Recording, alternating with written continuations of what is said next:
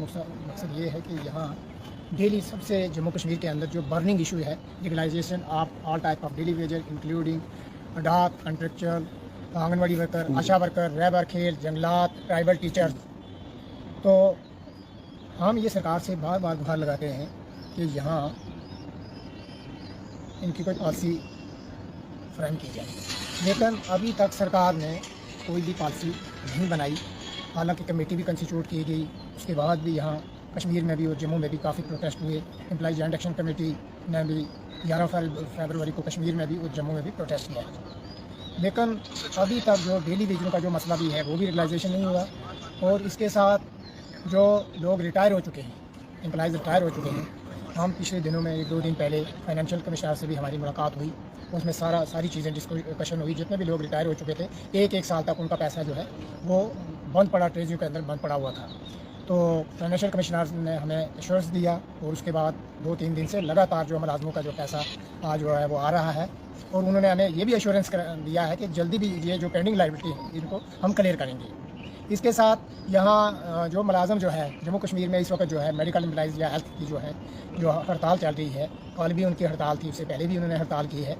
2.5 دن کی extra salary ان کو ملتی تھی، تو سرکار نے ان کی 2.5 دن کی سیلری جو ہے سرکار نے بند کر دی ہے. یہ تو ناانصافی ہے نا. کووڈ-19 میں ان لوگوں نے جو ہے اپنی جان کو ہتھیلی میں رکھ کے یہ لوگ لگاتار 24 آورس کام کرتے ہیں، لیکن اگر 2.5 دن کی سیلری ان کو مل رہی تھی، آج سرکار کو کیا ضرورت پڑی کہ ان کی جو 2.5 دن کی سیلری ہے وہ آرڈر جو ہے سرکار نے وڈرا کیا ہے. جو ان کا ہم یہ سرکار سے یہ اپیل کرتے ہیں کہ اس آرڈر کو جو ہے سرکار کو ریسٹور کرنا چاہیے. ان کی جو 2.5 دن کی سیلری ہے وہ امیڈیٹلی ریلیز کرنی چاہیے. تو یہ جتنے مدعے ہیں جموں کشمیر کے اندر جو ہے کنٹریکٹر ٹیچرز ہیں یا لیکچررز ہیں، ان کو جو پچھلے کئی سالوں سے جو کام کر رہے تھے، تو سرکار نے کیا کیا 5/2019 کے بعد انہوں نے ان کو نکال دیا. آج ایک بار پھر سرکار نے کہا ہے کہ ہم ان لوگوں کو لگائیں گے. ہم یہ کہنا چاہتے ہیں کنٹریکچر چاہے وہ 10+2 لیکچرر ہیں یا کنٹریکچر ٹیچرز ہیں، کافی انہوں نے پروٹیسٹ کیا جموں کے اندر بھی اور کشمیر کے اندر بھی انہوں نے پروٹیسٹ کیا اپنے مقصد کے لیے کہ ہمیں ریگولائزیشن ہونی چاہیے. تو ہم یہ کہنا چاہتے ہیں کہ ملازموں کے جتنے مدعے ہیں یہ جینوئن اینڈ جسٹیفائی مدعے ہیں. سرکار کو یہاں کی جو سرکار ہے، چاہے LG ایڈمنسٹریشن ہے یا یہاں کی چنی ہوئی سرکار ہے، ان سے ہم اپیل کرتے ہیں کہ اس ایشو کو ریزالو کریں. اگر آپ ریزالو نہیں کرتے، آپ دیکھ لیجیے یہاں میڈیکل امپلائز جو ہیں، ہیلتھ کے امپلائز جو ہیں، ڈیلی ویجر جو ہے ہڑتال پر بیٹھا ہوا ہے. ہم سرکار سے اپیل کرتے ہیں اس ایشو کو ریزالو کریں. Thank you. جی آپ کا بہت بہت شکریہ. ہمیشہ آپ جو نہتے اور بے زبان ملازم ہیں جموں اینڈ کشمیر کے جس بھی محکمہ میں کام کرتے ہیں، ہمیشہ کہ ہر روز آپ ان کے ایشوز کو اجاگر کرتے ہیں اور ایڈمنسٹریشن تک پہنچانے کی کوشش کرتے ہیں. اس کے لیے آپ کا بہت بہت دھنیہ واد. سر، جو ہماری موجودہ حکومت ہے جس کی سربراہی محترم عمر عبداللہ صاحب کرتے ہیں، ایک بہت ہی قابل لیڈر ہے، بہت ایکسپیرینس رکھتے ہیں، بہت تجربہ رکھتے ہیں حکومت چلانے کا.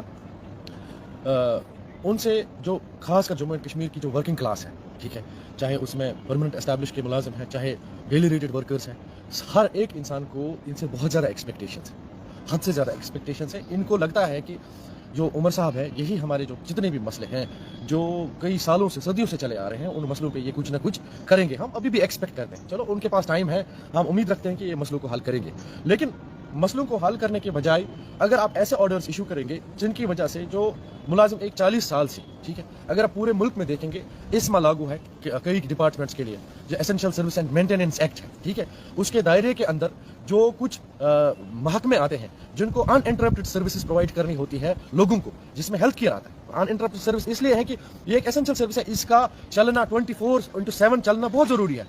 میں کل بات کر رہا تھا، اگر آپ ایک ہسپتال، ایک چھوٹے سے چھوٹے PSC کو بند کریں گے ایک بار، جہاں اس ایریا میں جہاں پہ بالکل پاپولیشن کم ہو، تو اس ایریا کا حال کیا ہوگا. اب جو بڑے بڑے جو آپ کے ہاسپٹلس ہیں جہاں پہ لوگوں کا بڑا ہجوم رش رہتا ہے، جہاں پہ ہزاروں میں پیشنٹس آتے ہیں، ٹھیک ہے، اگر آپ کے وہاں پہ یہ ہیلتھ ورکرز جو ہے اچھے سے کام نہیں کریں گے یا 24/7 اویلیبل نہیں رہیں گے، تو آپ سوچو کہ ہیلتھ کیئر جو سسٹم ہے اس کا حال کیا ہوگا. ایک مضبوط ملک کی پہچان ہی ہوتی ہے کہ اس کا ہیلتھ سیکٹر جو ہے مضبوط ہو، اس کا ایجوکیشن سیکٹر مضبوط ہو. اور ہیلتھ سیکٹر مضبوط کرنے کے لیے آپ کے پاس جو ہے مضبوط ہیلتھ ورکرز کا ہونا بہت لازمی ہے.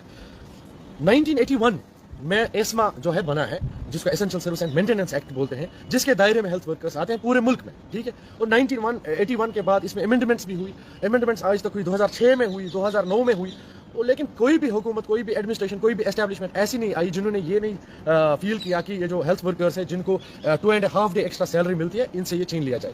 तो अचानक ही पिछले महीने में या इसी महीने में एक ऑर्डर निकाला गया कि जो हमारे हेल्थ डिपार्टमेंट में लोग काम करते हैं मुख्तलिफ कैडर्स में, मुख्तलिफ सेक्शंस में, वो जी इस जुमरे में नहीं आते। अब 40 साल के बाद इनको लगा कि वो इस जुमरे में नहीं आते हैं, इनको जो सैलरी मिलती है वो हम वापस ले लेंगे। तो ये सही बात नहीं है।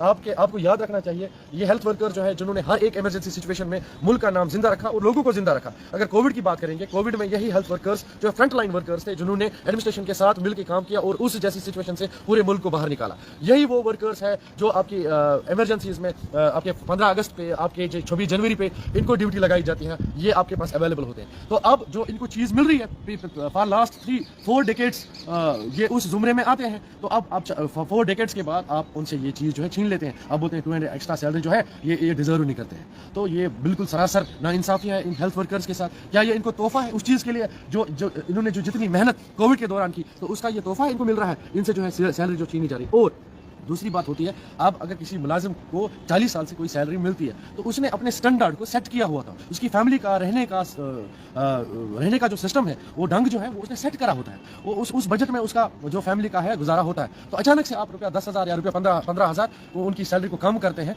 तो उनकी फैमिली जो है पूरी सफ़र हो जाएगी और सिस्टम दरम बरम हो जाएगा। तो हमने कल भी GMC जम्मू में एक प्रोटेस्ट किया था। तो अगर 10 दिन या 15 दिन एक तरफ सरकारें जो है या MLA MPs या अन्य जो है वो अपनी सैलरी के अलग अलग से जो है वो बेनिफिट साथ में लागू करके बढ़ाते हैं, तो दूसरी तरफ सरकारी एम्प्लॉय जो 24 घंटे का मुलाजिम है, कभी भी खासकर हेल्थ डिपार्टमेंट की बात करें तो उनकी सैलरी कम की जाती है। कहाँ तक सही आपको लगता है? सर, बदकिस्मती की बात यह है कि जब इनको इलेक्शन कराना होता है उस वक्त इनको जो चाहिए ना आगे, वो सरकारी मुलाजिम है। जब इनको कोविड जैसी सिचुएशन आती है, मुलाजिम है, ठीक है। जब 15 अगस्त मनाना है, 24 जनवरी मनाना है, मुलाजिम है। जब असेंबली को चलाना है, मुलाजिम है, ठीक है। लेकिन जब अब देने की बात आती है ना, तब उस वक्त ये खुद को देते हैं। जब भी असेंबली बनी, हमारे ऑनरेबल मेंबर्स, चलो ठीक है, अच्छा है, उनको लगा कि इनकी सैलरी कम है, उनको बढ़ा दी। अब जो MLAs के ऑनरेबल PAs है, उनका प्रपोजल है इस वक्त कैबिनेट में, उनको भी रिन्यूमरेशन जो है डबल कर। कैबिनेट जिस तरह लगी हुई है, आपको लगता है सर कोई आम लोगों के मुद्दे उठाए जाएंगे? आम लोगों के, मुझे नहीं लगता इसमें आज कोई आम लोगों के लिए जो कोई अपने बेनिफिट राहत मिलने वाली है।